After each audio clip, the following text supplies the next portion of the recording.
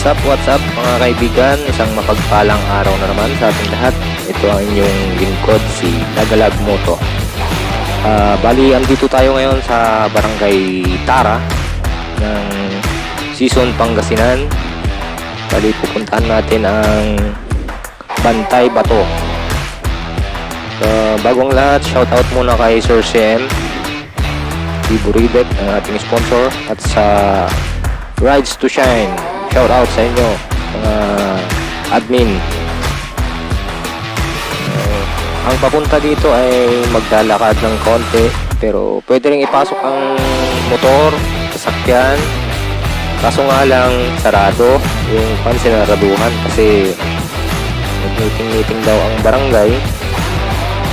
Pero okay naman, nandun tayo nagparking sa may harap ng barangay hall. Kaya sinabihan tayo na sa gilid na lang dumaan yung barangay hall. So ayan mga igan, ayan yung mga signboard kung saan yung Bantay Bato. Ayan, nagtatnan natin mga kabataan. Bali, mayroon palang ano dyan, bali 2 lamesa. So may baon tayo. Shout out sa mga kabataan na nadatnan namin.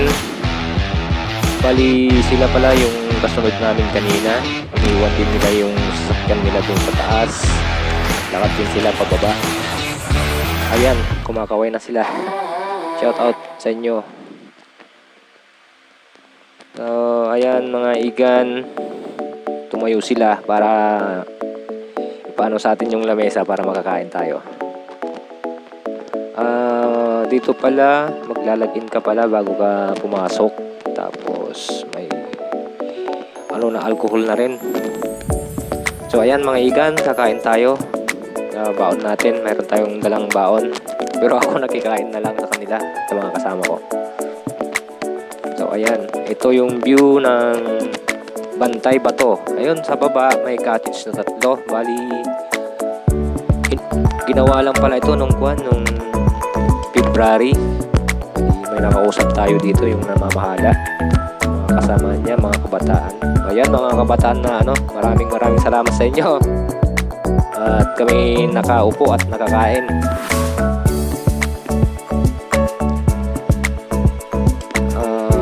Ginawa to nung February lang daw, sabi nung namamahala. Bali, ang mga kasamahan niya ay mga kabataan.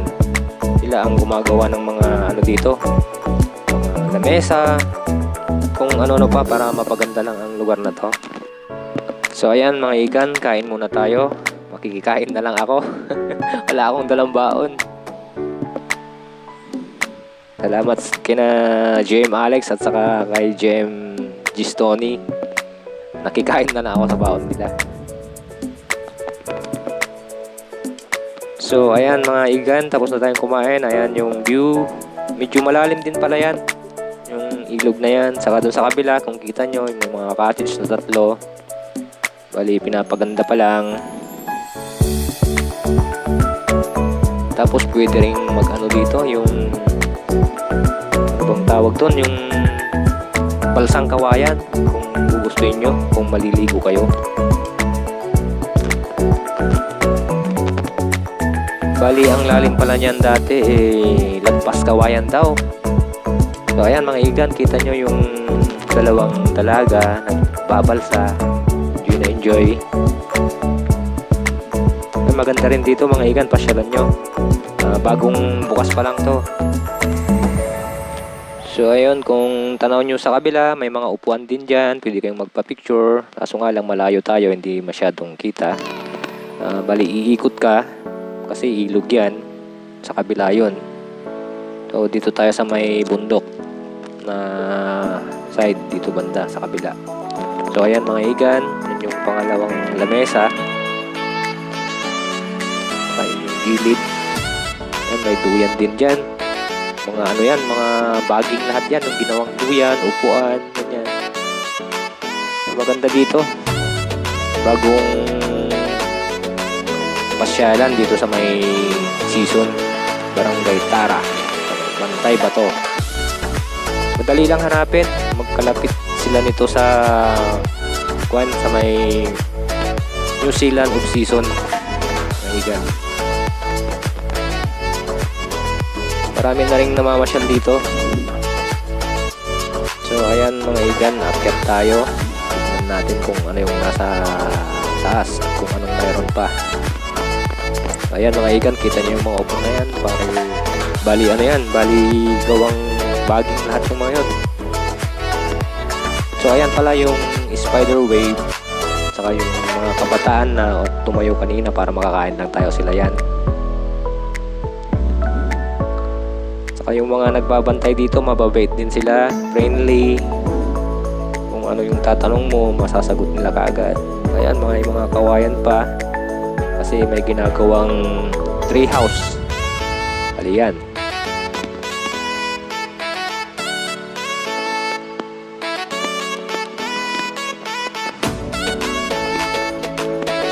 Kung kita nyo, tanaw nyo, dito tayo sa taas ng bundok.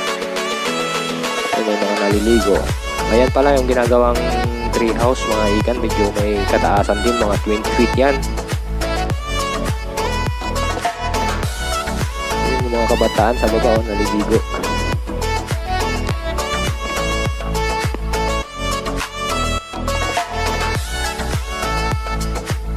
Bali ang taas ng ating kinalalagyan ay mga 40 feet. Ayan pala yung buwan. Papunta tayo sa may bird's nest. Bali yung kahoy nakaano doon sa may bangin. Bali ingat-ingat lang pagbaba. Pero may harang naman na kawayan at saka yung mga baging pinagtali-tali. Matibay po yan mga igan. So ayan mga igan, kita nyo naman parang may tulay na kawayan papaakyat dito sa may bird's nest. Aakyat tayo dyan mga igan. So ayan, nakatungtong na tayo sa may bird's nest. Yun, paalang ang kita. Kita nyo mga igan, ang lalim mga nasa 40 feet yan, baka hindi lang. Kaya pagka pupunta kayo dyan sa may bird's nest, ingat-ingat, tubli ingat. Kung kaya 100 times na ingat.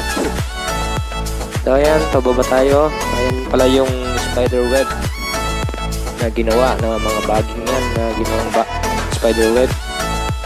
Yun yung mga kabataan kanina. Salamat sa inyo dahil nakaupo kami sa lamesa at nakakain. So ayan mga igan, yung spider web tinangka nating akyatin para may remembrance naman tayo. Kung gusto nyo palang bumisita dito mga igan, pasyal lang, madali lang hanapin. Malapit lang ito sa may New Zealand ng season. So ayan mga igan, bali bagong attraction ito, season. Shout out sa Barangay Tara at saka sa Bantay Bato. Nais nyo itong pasyalan, madali lang hanapin mga igan. Tanong nyo lang dito sa season, alam na yan. So, ayan mga igan, yung mga picture na lang. Tignan nyo ang dalawa. So ayan mga igan, hanggang dito na lang. Ingat-ingat sa mga nagra-rides at saka ugaliing mag-helmet lagi para safety. So ayan mga igan, hanggang dito na lang. Dito ko natatapusin ang ating video. God bless sa ating lahat.